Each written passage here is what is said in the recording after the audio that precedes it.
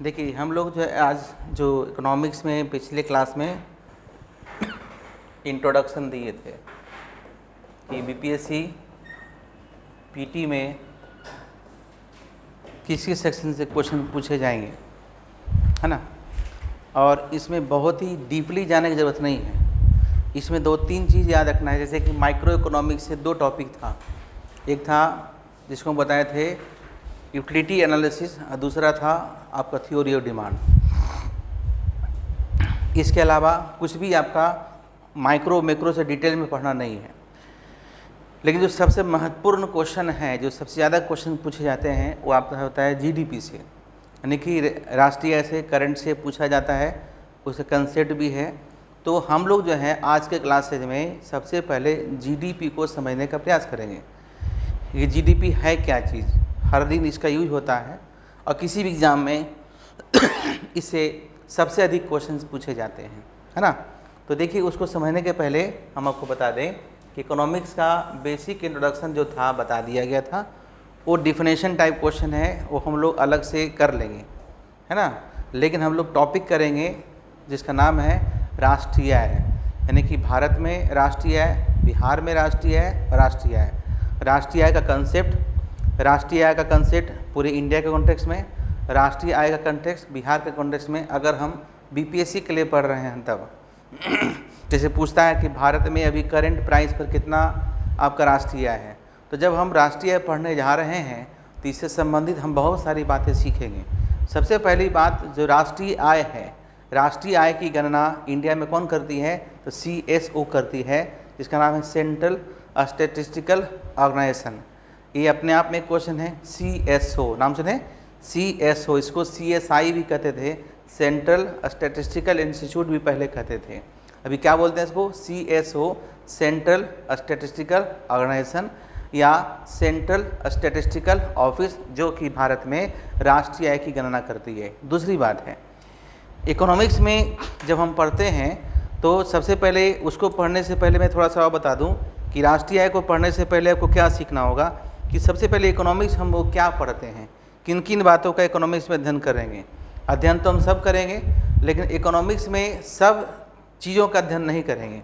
तो पहले उसको हम समझते हैं, हम लोग पढ़ेंगे क्या इकोनॉमिक्स में। देखो, एक्चुअली इस पेपर को हम लोग कहते हैं ह्यूमैनिटीज। तो मनुष्य के द्वारा जो काम किया जाता है उसे कहते हैं ह्यूमन एक्टिविटीज़। क्या बोलते हैं जी, ह्यूमन एक्टिविटीज़, यानी इसे कहते हैं मानवीय क्रियाएं। क्या कहते हैं जी, मानवीय क्रियाएं। तो क्या सभी मानवीय क्रियाओं का अध्ययन अर्थशास्त्र में करते हैं? नहीं करते हैं, है ना। देखिए, अब है इस ह्यूमन एक्टिविटीज़ को यानी कि दो भाग में बांट देते हैं।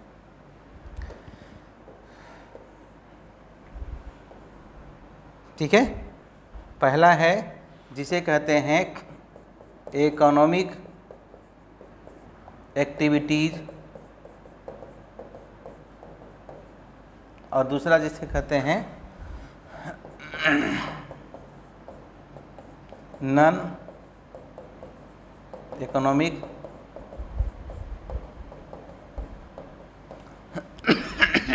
एक्टिविटीज। इसको हम लोग कहते हैं आर्थिक क्रियाएं, इसको हम लोग कहते हैं गैर आर्थिक क्रियाएं। कोई दिक्कत? अब समझिए, सबसे पहले इस काम को किए कौन? चूँकि हम लोग इकोनॉमिक्स में पढ़ रहे हैं तो जो भी हम बात करेंगे इकोनॉमिक कॉन्टेक्स्ट से बात करेंगे। तो इस काम को किए थे प्रोफेसर मार्शल, प्रोफेसर मार्शल। अब थोड़ा और समझिए, मैं लेक्चर के दरमियान ही जितना क्वेश्चन पीटी में पूछते हैं बता दूंगा आप लोग को। क्लियर? अब देखिए, थोड़ा सा पहले इसलिए ज़रूरी है कि सबसे पहले इकोनॉमिक्स, जो नए बच्चे हैं ध्यान दीजिए, इकोनॉमिक्स जिसे हम लोग क्या कहते हैं जी, अर्थशास्त्र कहते हैं।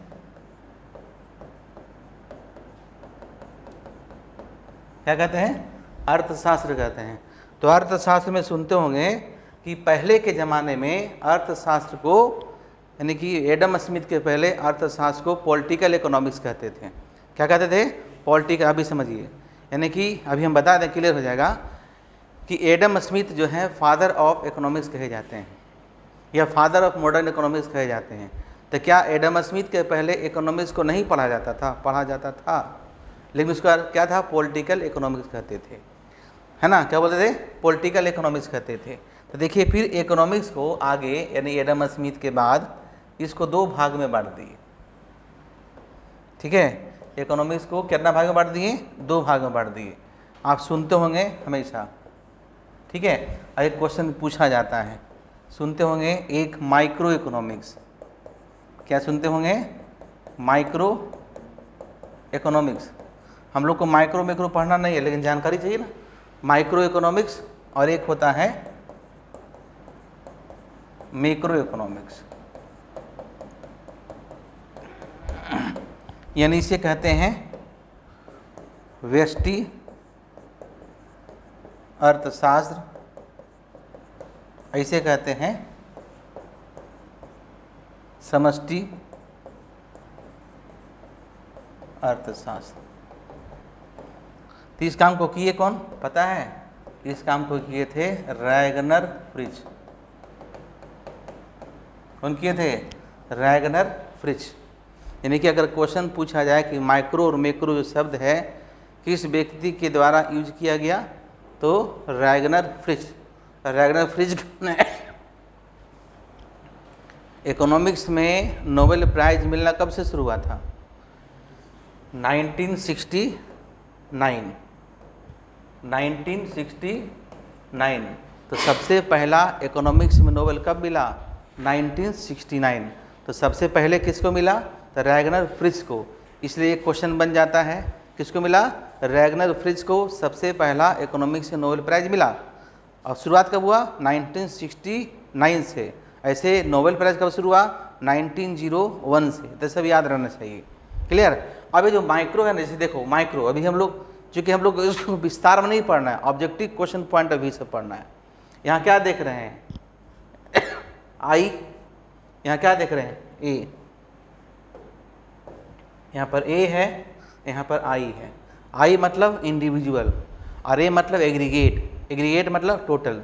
जब एक व्यक्ति यानी व्यक्तिगत इकाइयों का अध्ययन करते हैं तो उसे कहते हैं माइक्रो इकोनॉमिक्स, और सामूहिक इकाइयों का अध्ययन करते हैं तो उसे कहते हैं मैक्रो इकोनॉमिक्स। एक व्यक्ति का अध्ययन करना माइक्रो इकोनॉमिक्स, और पूरे देश का इनकम का अध्ययन करना मैक्रो इकोनॉमिक्स। तो आप बताओ राष्ट्रीय आय क्या हो, पूरा राष्ट्र का इनकम है, तो राष्ट्रीय आय को क्या कहेंगे, मैक्रो इकोनॉमिक्स वेरिएबल। क्या बोलेंगे, मैक्रो इकोनॉमिक्स वेरिएबल। आया समझ में, नहीं समझे, क्या बोलेंगे, मैक्रो इकोनॉमिक वेरिएबल। माइक्रो में हम इंडिविजुअल यूनिट का अध्ययन करते हैं और मैक्रो में हम एग्रीगेट यूनिट का अध्ययन करते हैं। अब आप आते हैं, इसको नोट कीजिए।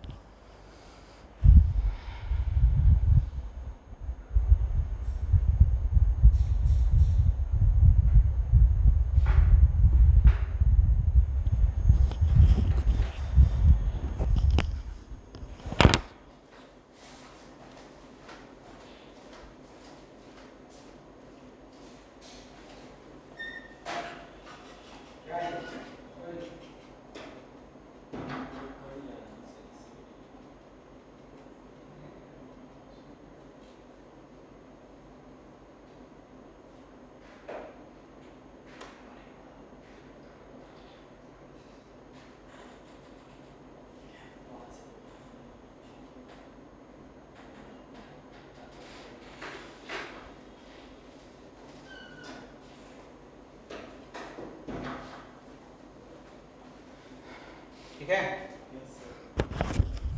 अब देखिए हम लोग को ऑब्जेक्टिव क्वेश्चन बनना चाहिए ना डिटेल्स में। सब्जेक्टिव से मतलब यहाँ पे नहीं है, हम लोग पीटी के लिए कर रहे हैं। यहाँ भी लिख लीजिए,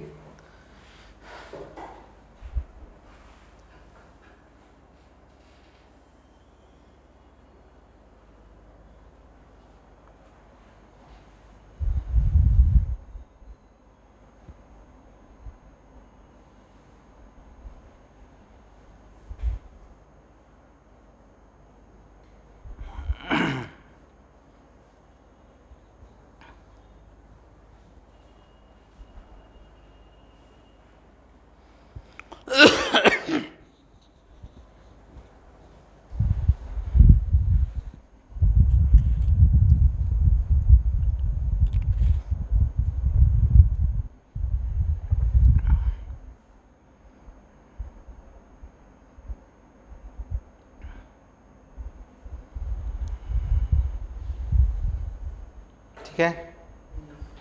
अब देखिए नोट करके लिख लेंगे, नोट करके ऐसे पॉइंट करके,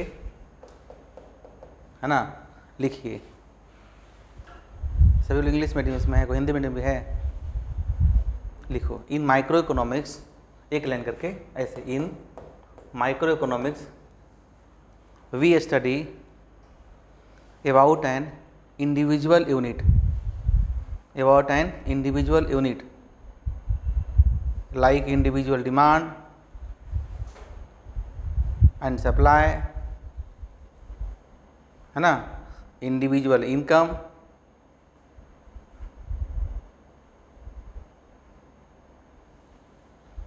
etc, है ना।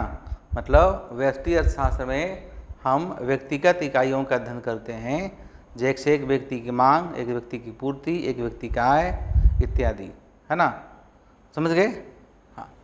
अब लिखिए macro economics,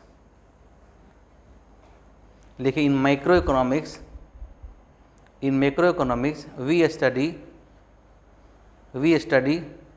nation as a whole, in macro economics we study nation as a whole, है ना, we study nation as a whole, like national income,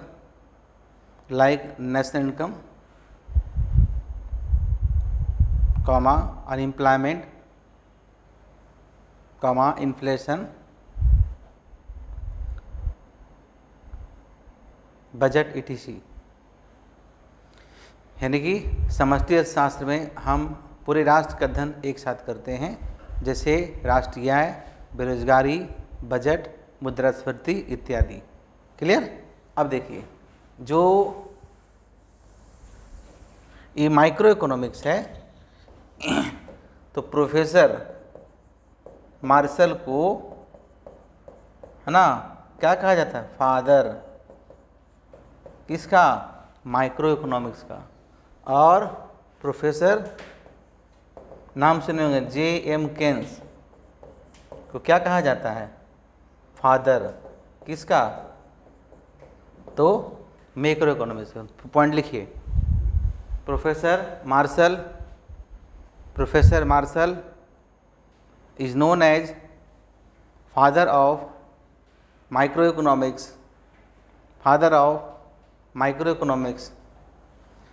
professor Marshall को अर्थशास्त्र का जनक कहा जाता है। हाँ, उनका बुक का नाम था जी, देखो किताब का नाम ही पूछता है, उनके बुक का नाम था प्रिंसिपल ऑफ इकोनॉमिक्स। लेकिन his book principle of economics published in 1890, his book principle of economics published in 1890। उनकी किताब या उनकी पुस्तक अर्थशास्त्र के सिद्धांत, है ना, 1890 में प्रकाशित की गई थी। ये ब्रिटेन के रहने वाले थे, ब्रिटिश इकोनॉमिस्ट हैं, ज़्यादा जानना नहीं है। हो गया क्लियर? अब आ जाइए यहाँ पर, किनके पर? Macro economic. तो लिखिए कि J.M. Keynes is known as father of macro economics. J.M. Keynes को समष्टि अर्थशास्त्र का जनक कहा जाता है। J.M. केन्स को समष्टि अर्थशास्त्र का जनक कहा जाता है। J.M. केन्स को समष्टि अर्थशास्त्र का जनक कहा जाता है। J.M. Keynes is known as father of macro economics. लिखिए हिज बुक,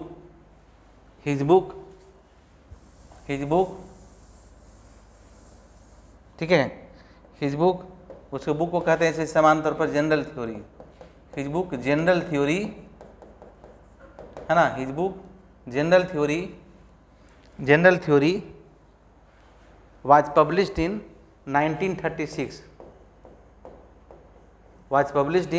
1936, उनकी पुस्तक जनरल थ्योरी 1936 में पब्लिश हुआ था, प्रकाशित हुआ था।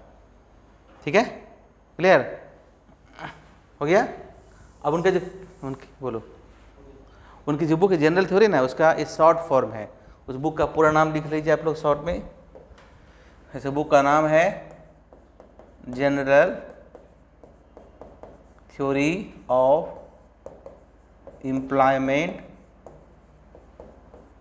है ना, इंटरेस्ट एंड मनी,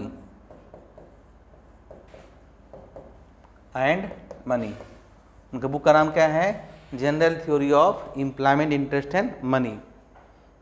ठीक है जी, वहाँ से हम इसलिए वापस आए क्योंकि बहुत कुछ सीख गए। अब देखिए, ये जो रैगनर फ्रिश है साहब कहाँ के रहने वाले हैं? नॉर्वे के रहने वाले हैं। कहाँ के रहने वाले हैं? नॉर्वे के।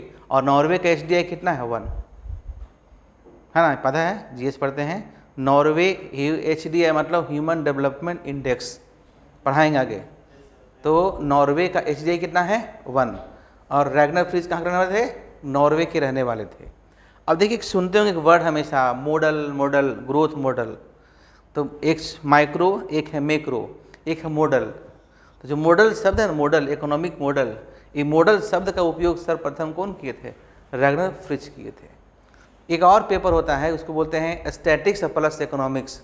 तो स्टैटिक्स प्लस इकोनॉमिक्स हो जाता है इकोनोमेट्रिक्स, या इकोनॉमिक्स प्लस स्टैटिक होता है इकोनोमेट्रिक्स। तो इकोनोमेट्रिक्स शब्द का प्रयोग सर्वप्रथम रैगनर फ्रिश किए थे। क्लियर? इकोनोमेट्रिक्स शब्द का प्रयोग सर्वप्रथम कौन किए थे? रैगनर फ्रिश किए थे। तभी कुछ बेसिक बातें सीखे, है ना।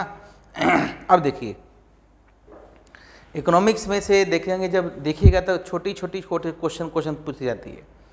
अब यहाँ पर 3 चीज़ देखेंगे। एक है हम एडम स्मिथ। तो एडम स्मिथ को कहा जाता है फादर ऑफ कैपिटलिस्ट इकोनॉमी। पिछले क्लास में बताए थे, शायद बताए थे, तो लिखा देंगे अभी। और कार्ल मार्क्स को कहा जाता है फादर ऑफ सोशलिस्ट इकोनॉमी। और J.M. केन्स को कहा जाता है father of mixed economy. India क्या है? मिक्स्ड इकोनॉमी है। तो ये mixed economy, capitalist economy, socialist economy क्या होता है? बेसिकली कैपिटलिस्ट इकोनॉमी वैसी अर्थव्यवस्था को कहते हैं जिसमें मीन्स ऑफ प्रोडक्शन मतलब उत्पादन के साधन का नियंत्रण प्राइवेट या निजी उद्यमियों के हाथ में होता है।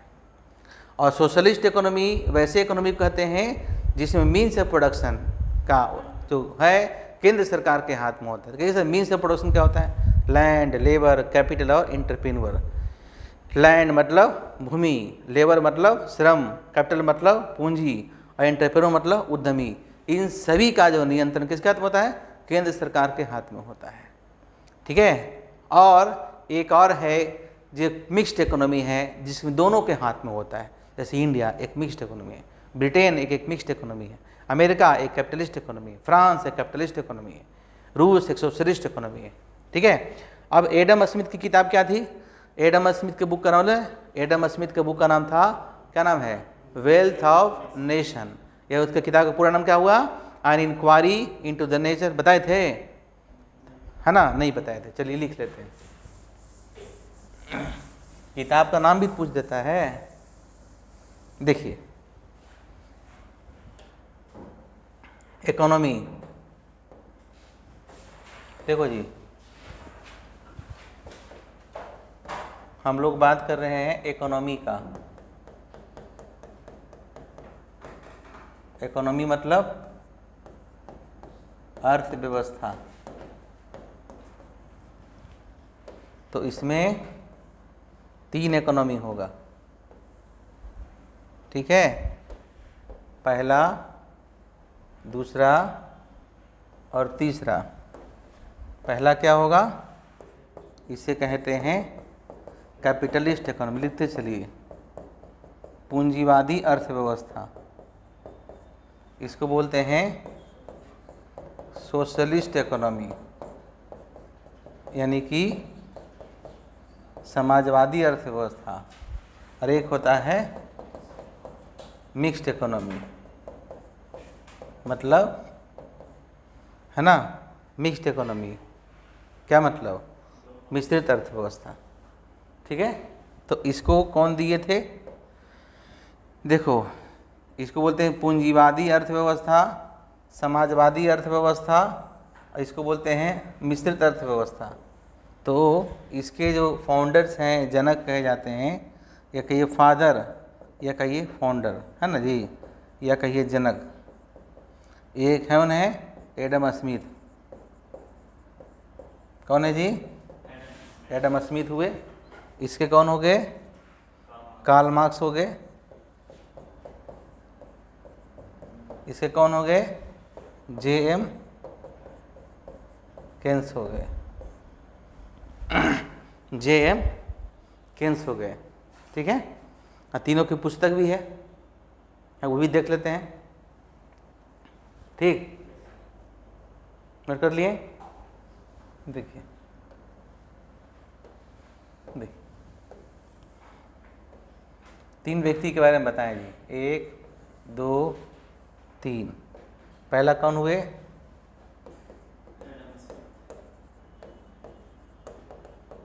दूसरा कौन हुए?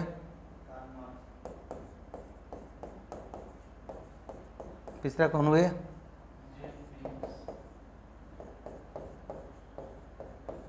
है ना। और तीनों के हम लोग पुस्तक के बारे में देखेंगे। बुक बुक बुक, इनका नाम है general theory, wealth of nation,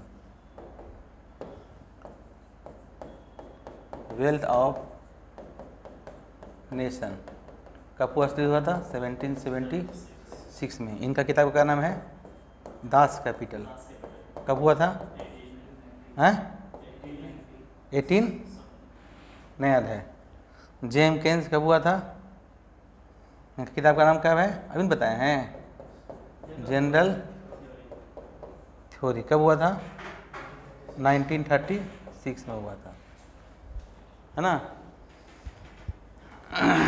clear? तो इस तरह से पढ़िएगा, सारा क्वेश्चन बनेगा। कहाँ से क्वेश्चन पूछेगा? क्वेश्चन ये नहीं घुमा फिरा पूछेगा। हर सब्जेक्ट का अलग अलग टीचर आप लोग को पढ़ा रहे हैं, समझ गए। तो ए आचार्य, अब इसकी किताब, इनका पूरा नाम जानिए, वेल्थ ऑफ नेशन का। इसको ले नोट कर लिए आप लोग? नोट कीजिए। 18 कुछ है, याद नहीं है, देख लीजिए ना।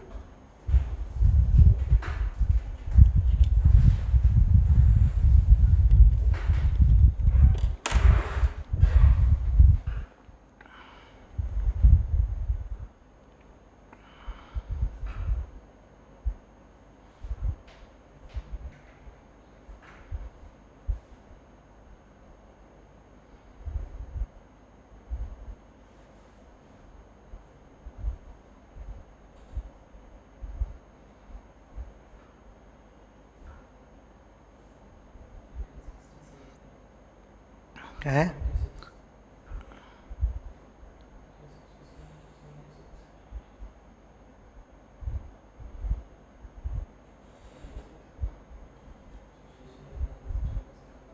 एटीन 67 है।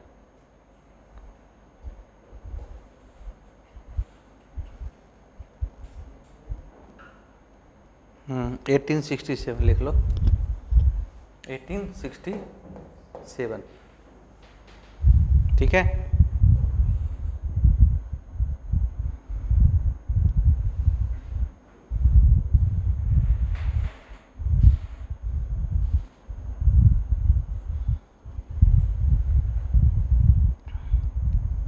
ठीक है, अब देखो जो दास कैपिटल है ना, याद रखिएगा साहब, जो दास कैपिटल लिख लीजिए, is also known as director. Das Kapital को इस प्रकार के रूप में भी जानते हैं, कैपिटल, है ना जी, और है capital A critic of political economy, A critic of political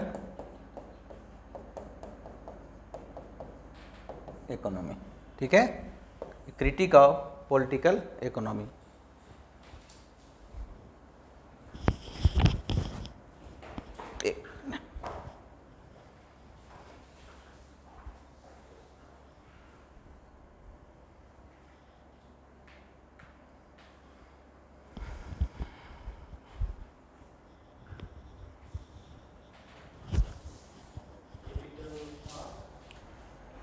political economy.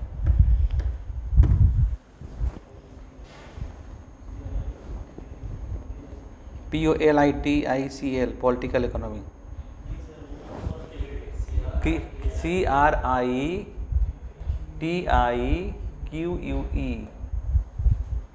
है ना। इंग्लिश मीडियम में तो थोड़ा सा धरिए, कहाँ करोगे, इससे भी खराब लिखा रहता है ना जी। डॉक्टर जगपुर जयपुर IAS बनिएगा तो हर तरह भाषा समझना हो। चलो हो गया। देखिए, यानी कि इकोनॉमिक्स के बैकग्राउंड में जाने पर हम लोग बहुत सारी बेसिक बातें सीखे। अब हम लोग वापस आते जहाँ से चले थे, ये सब सिखा दिया आप लोग को। यहाँ देखिए, प्रोफेसर मार्शल, तो इकोनॉमिक्स में यानी कि जो भी हम कुछ काम करते हैं उसे हम ह्यूमन एक्टिविटीज़ करते हैं, लेकिन सभी ह्यूमन एक्टिविटीज़ का अध्ययन अर्थशास्त्र में नहीं किया जाता है ना। तो इस चीज़ को प्रोफेसर मार्शल कौन है? फादर ऑफ माइक्रो इकोनॉमिक्स, जैसा कि हम बताए हैं। और प्रोफेसर मार्शल पहले व्यक्ति हैं जिन्होंने डिपार्टमेंट ऑफ इकोनॉमिक्स की स्थापना की थी। कहाँ? कैम्ब्रिज में। कैम्ब्रिज में प्रोफेसर थे, और कैम्ब्रिज में पढ़ने वाली पहली महिला स्टूडेंट प्रोफेसर मार्शल साहब की पत्नी थी। पहले कैम्ब्रिज विश्वविद्यालय में लड़कियों को पढ़ने के अलाव नहीं था। इनकी वाइफ का नाम था पैरले मार्शल। ये अपनी इसी शर्त पर शादी हुआ था कि अपनी वाइफ का एडमिशन वो अपने कॉलेज में करवा दें, हालांकि बाद में उनको निकाल दिया गया, है ना। लव मैरिज शादी था, जानते ही हैं, प्यार और जंग में सब जायज़ है। क्रांति हुआ बड़े पैमाने पर, और क्रांति के बाद फिर वहाँ की जो शासक थी उन्होंने परमिशन दिया कि पढ़ेगी, तो एक पढ़ेगी सब पढ़ेगी। मतलब कहीं लिखा हुआ नहीं था कि नहीं पढ़ेगी, नहीं, ये प्रथा था। तो आज जो हम प्रथा बहुत सारे देशों में पढ़ते हैं, देखते हैं, वो पहले इंग्लैंड में भी हुआ करता था कि महिलाओं को विश्वविद्यालय में, कॉलेज में प्रवेश पर रोक था।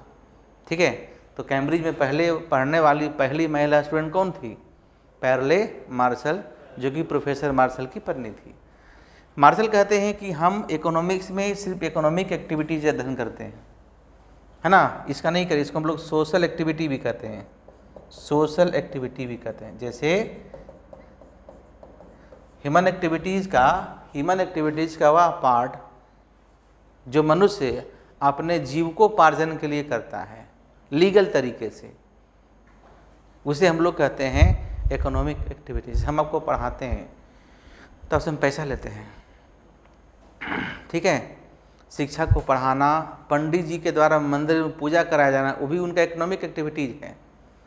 वकील के द्वारा वकालत करना, दुकानदार के द्वारा शॉप चलाना, ड्राइवर के द्वारा गाड़ी चलाना, ये सारा क्या है? डॉक्टर के द्वारा पेशेंट को देखना, क्लिनिक चलाना, ये सारा क्या है? तो सारा इकोनॉमिक एक्टिविटीज़ है। तो economic activities is that human activities which are concerned with satisfying human wants as well as generating income. समझे कि आपका आर्थिक क्रियाएं वे क्रियाएं होते हैं जिसको करने से मनुष्य को अपनी आवश्यकता की पूर्ति होती है तथा आय का सृजन भी होता है ना, तथा आय का सृजन भी होता है। क्लियर। लेकिन ये नॉन इकोनॉमिक एक्टिविटी क्या है? तो इससे भी करने से संतुष्टि मिलता है, लेकिन इससे कोई आय होता नहीं है। जैसे माँ के द्वारा अपने बच्चों की सेवा करना, टीचर के द्वारा अपने बच्चों को घर में पढ़ाया जाना, है ना। जैसे एक माँ अगर डॉक्टर्स है तो पेशेंट के देखते पैसा लेती है ना, तो उसमें खुशी होती है। लेकिन वही माँ अगर अपने बच्चों का इलाज करते क्या पैसा लेगी? नहीं लेगी। तो ये काम कहाँ, ये जब होता है नॉन इकोनॉमिक, तो कहाँ होता है? समाज के लिए। तो ये सारा मानवीय क्रियाएं जो समाज सेवा के भाव से किया जाता है उसे क्या कहते हैं? उसे हम लोग कहते हैं नॉन इकोनॉमिक एक्टिविटीज़। और नॉन इकोनॉमिक एक्टिविटीज़ को हम लोग सोशल एक्टिविटीज़ भी कहते हैं। और इसको कहाँ अध्ययन किया जाता है? इसको आपको समाज शास्त्र में अध्ययन किया जाता है। हम लोग क्या पढ़ रहे हैं? अर्थशास्त्र का सेक्शन, ताकि इसमें भी पढ़ना आपको है। क्वेश्चन पूछा है, देखिएगा अगर ध्यान से पीटी बनाइएगा तो, कि माँ के द्वारा अपने बच्चों की सेवा करना क्या है? वो गैर आर्थिक क्रियाएं हैं। और माँ के द्वारा एक माँ के डॉक्टर के रूप में काम करना इकोनॉमिक एक्टिविटीज़ का एग्जाम्पल है। आइए बात समझ में। तो हम लोग जो राष्ट्रीय आय पढ़ेंगे उसमें सिर्फ वही इनकम को शामिल करेंगे, है ना, जो लीगल तरीके से कमाया गया होता है। इलीगल तरीके से कमाया गया धन का धन हम लोग राष्ट्रीय आय में मतलब जीडीपी में शामिल नहीं करेंगे। ये बात समझ में आया? ठीक, इसको लिखाने की ज़रूरत नहीं है, रिकॉर्डिंग वीडियो है, दोबारा देख लीजिए, नहीं समझ में आपको आएगा तब। क्लियर? किसी को डाउट है ना? क्वेश्चन बनेगा, क्वेश्चन जब बनाने के लिए बैठिएगा तो क्वेश्चन सारा आपको बनेगा। और आज के क्लासेज में हम लोग आपको जीडीपी समझाएंगे, है ना? क्या समझाएंगे? यही नहीं बोले थे तो जहाँ से चले तो वहाँ से अंत कर देंगे, तो कुछ चीज़ सीख के जाइएगा। नहीं, आज कुछ सीखे, हर दिन क्लास से निकले तो लगना चाहिए हम कुछ सीख के गए हैं। ठीक है, तो चलिए हम लोग देखते हैं।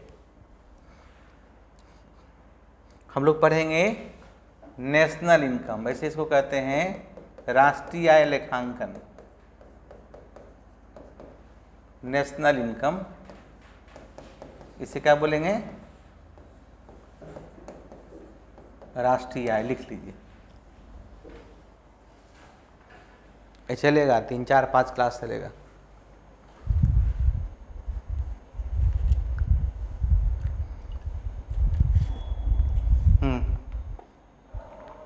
ठीक है, देखो जैसे कि मान ले कि ये आपका जो है ना, एक हम रफ में एक फिगर बनाते हैं।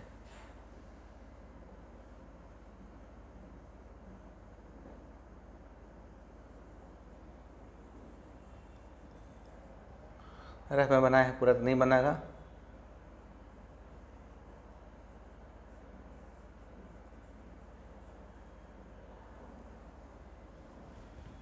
मोटामोटी बन गया।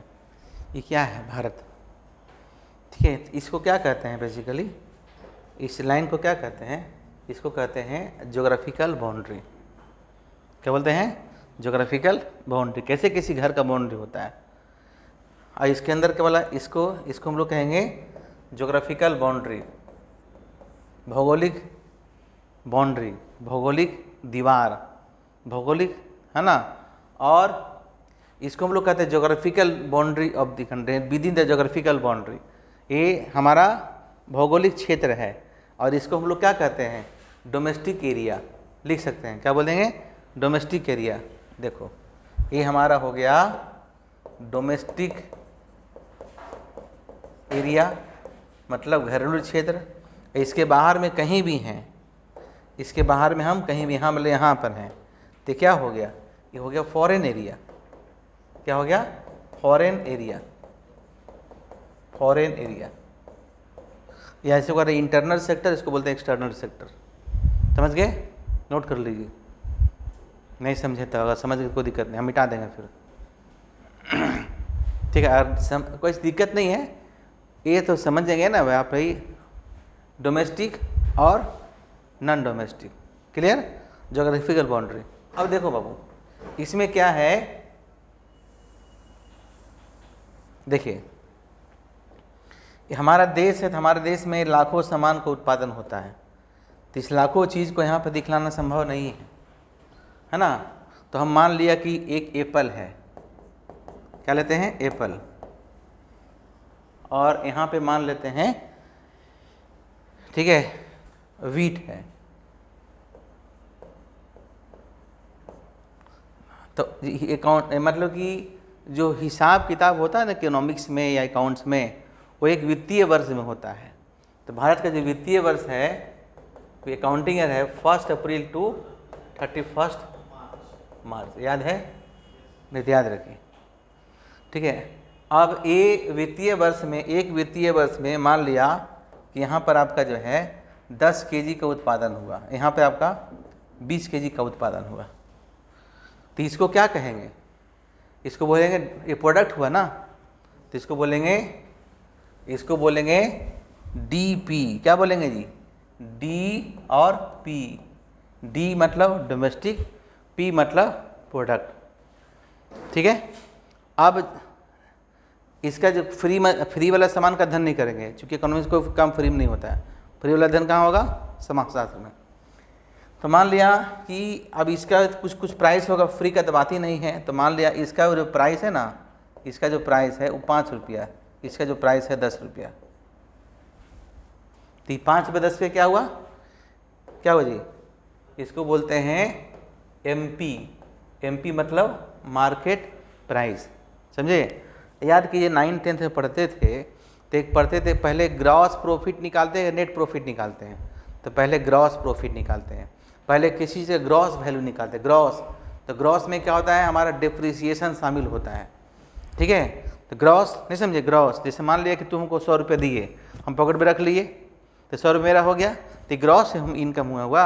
इसमें शाम में घटा दिन में कितना खर्चा है, डस्टर है, खल्ली है, बोर्ड का है, लाइट फाइट जो है ना, तो ये जो है आइए इसको कर देते हैं जीडीपी।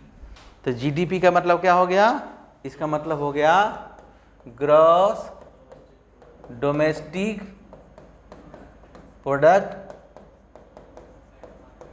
एट मार्केट प्राइस, है ना, gross domestic product at market price, लिखिए यहाँ तक और लिखा यहाँ के।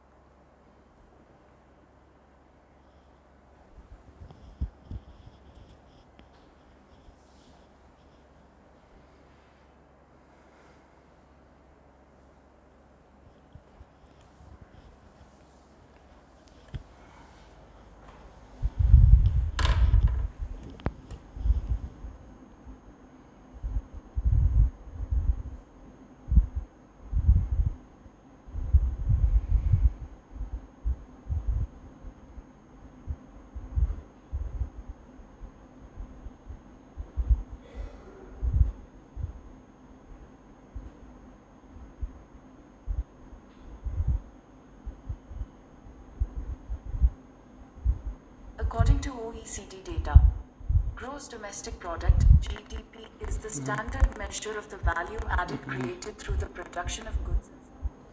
ठीक है, क्लियर, समझे। अब देखिए पहले जीडीपी एक को बोलते हैं हिंदी में बाजार मूल्य पर सकल घरेलू उत्पाद, इसको हिंदी में कहते हैं बाजार मूल्य पर सकल घरेलू उत्पाद। देखो जी ये जीडीपी कैसे निकालते हैं, बहुत सिंपल है। जब हम कोई सामान बनाते हैं तो मार्केट में बेचते हैं तो पैसा आता है, तो मार्केट में क्या निकालते हैं, पैसे, पैसा गुने क्या, क्वांटिटी। मान लो 4 रुपये किलो है, 3 किलो अनाज है तो कितना पैसा होगा, 12 रुपया हुआ। तो इसी तरह निकालेंगे जीडीपी, कैसे निकालेंगे, देखो इसको लिखते हैं price of Apple into quantity of Apple, plus हो जाएगा price of wheat into quantity of wheat. अगर और होगा तो और प्लस करेंगे, समझे। अब देखिए इसमें क्या हो जाएगा, प्राइस ऑफ व्हीट एप्पल क्या हो जाएगा 5 और क्वांटिटी क्या है जी 10। प्राइस ऑफ व्हीट कितना है 10, क्वांटिटी कितना है 20, तो कितना हो जाएगा 10 पचे 50 और 20 दहे के 200, यानी मान लीजिए करोड़ में है चाहे जो भी है, डॉलर में है, रुपया में है। तो जीडीपी क्या हो गया, जीडीपी हमारा हो गया 250 करोड़। बेसिकली जीडीपी क्या होता है, जीडीपी को देश का इनकम कहते हैं। जीडीपी कोई वस्तु नहीं है, जीडीपी क्या है, the GDP is the money value of all final goods and services which are produce with in the geographical boundary of the country by the normal resident during an accounting year. कहीं sir normal resident क्या होता है, तो GDP जब निकालते हैं तो GDP यानी कि देश के अंदर जो उत्पादन हो रहा है, उत्पादन करने वाला अगर कोई विदेशी भी है तो जीडीपी हमारा ही होगा। जैसे मान लेकिन 1 वर्ष से अधिक से जो यहाँ पर रह रहा है और यहाँ काम कर रहा है तो उसके द्वारा जो इनकम होता है, वो उत्पादन होता है, वो उस कंट्री के में जुटेगा जिस कंट्री में वो रह रहा है। जैसे मान लिया कि यहाँ पर हुंडई है पर उत्पादन करती है, साउथ कोरिया का है, सैमसंग है आपका साउथ कोरिया का है, डेल है अमेरिका का है, गूगल है अमेरिका का है, लेकिन वो भी अपना यहाँ पर बहुत सारा चीज़ों को उत्पादन कर रही है ना। तो उसके द्वारा जो उत्पादित वस्तुएं होती है वो कहाँ के जीडीपी में होगा, देश के जीडीपी में होगा, है ना। जीडीपी का सर्वप्रथम उपयोग कौन किए थे, साइमन कुजनेट्स किए थे। वैसे जीडीपी का उपयोग बहुत लोग किए थे, लेकिन जीडीपी के द्वारा किसी देश की ग्रोथ को मेजर किया जाए ये सबसे पहले साइमन कुजनेट्स बताए थे, है ना। कब बताए थे? 1944 में बताए थे, 1944-45 कहिए, है ना। सेकेंड वर्ल्ड वार बाद के कहिए, कहाँ बताए थे? यूएस कांग्रेस में। यूएस कांग्रेस क्या है? जैसे यहाँ के संसद क्या बोलते हैं? पार्लियामेंट कहते हैं, तो अमेरिका के संसद बोलते हैं कांग्रेस कहते हैं। तो यूएस कांग्रेस में सर्वप्रथम साइमन कुजनेट्स ने रिपोर्ट पेश किया जिसमें उन्होंने जीडीपी शब्द का प्रयोग किया, है ना। जीडीपी शब्द का प्रयोग सर्वप्रथम कौन किए? साइमन कुजनेट्स किए। उसके पहले भी हुआ था, उसके हम लोग नहीं बात करेंगे, क्योंकि जहाँ से क्वेश्चन पूछता है कि जीडीपी के द्वारा किसी भी देश की विकास की रिपोर्ट को सर्वप्रथम कौन प्रेस किया? अमेरिका किया। कौन किया? Simon Kuznets. लिखा देंगे, सब लिखा देंगे, और सब जितना बात बोले सब लिखा देंगे नेक्स्ट क्लास में। जी यानी कि जो राष्ट्रीय आय ना, राष्ट्रीय आय, नेशनल इनकम, नेशनल इनकम के फादर कौन है? रिचर्ड स्टोन, है ना। कौन है? Richard stone. ये सब नहीं मिलेगा आपको सब जगह। रिचर्ड स्टोन को हम लोग फादर ऑफ नेशनल इनकम कहते हैं। रिचर्ड स्टोन को भी और साइमन कुजनेट्स को भी, दोनों को इकोनॉमिक्स में नोबेल प्राइज मिला है। दोनों को नोबेल प्राइज आपको मिला है। एक शब्द और मैंने कहा, देखिए मैंने कहा normal resident, normal resident. Resident का मतलब इसको हिंदी में कहते हैं क्या जी? सामान्य निवासी। सामान्य निवासी क्या बोलेंगे? सामान्य निवासी, सामान्य निवासी।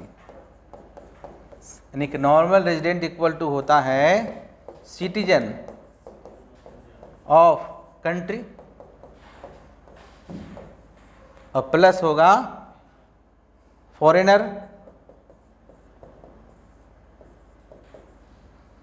Who lives in country since more than 1 year, since more than 1 year. Citizen of the country and non-citizen of the country who is reside in India since more than 1 year. समझे? इसको बोलते हैं सामान्य निवासी। देश के सामान्य निवासी, देश के निवासी अलग हो गया, और सामान्य निवासी वे लोग जो देश में 1 साल से अधिक से रह रहे हैं उसको कहते हैं। तो हम लोग जीडीपी कैसे निकालते? देखिए आप ही लोग के लिए है, जीडीपी कैसे निकालते हैं? कुछ लिखाने रहे, नेक्स्ट क्लास में लिखाएंगे। GDP is money value of all final goods and services which are produce by the normal resident with in the geographical boundary of the country during an accounting year. कितना शब्द है ना।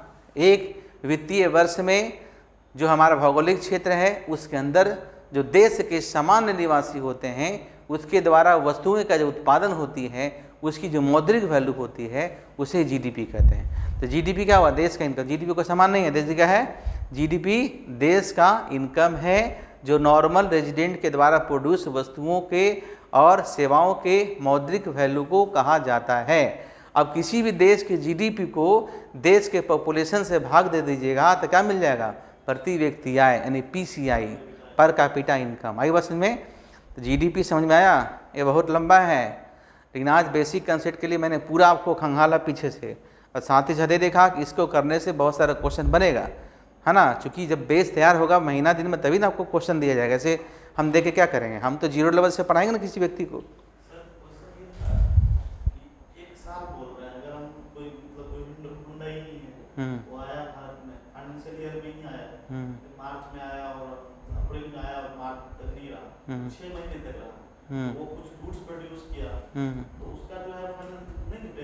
तो 6 महीने कैसे produce करेगा? तो किसी का अधीन में प्रोड्यूस करेगा, और नहीं ऐसे उसका नहीं करेंगे।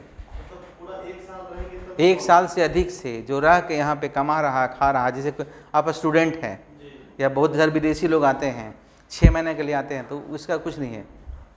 यहाँ कभी कोई पार्ट टाइम नहीं, यहाँ जीडीपी नहीं जुटेगा। देश की जीडीपी सीएसओ कैलकुलेट करती है। सीएसओ के बारे में जैसे जो जो हम टर्म बताते हैं ना, थोड़ा थोड़ा उसको अपना सर्च भी कीजिए और नोट्स बनाइए पॉइंट वाइज करके। तो 1 महीना पढ़ लेने के बाद देखिए क्वेश्चन बनना शुरू हो जाएगा। ठीक है, सीएसओ जाके खोजिएगा, सब मिल जाएगा। कब स्थापित हुआ, कहाँ हेडक्वार्टर हम बता ही दिए।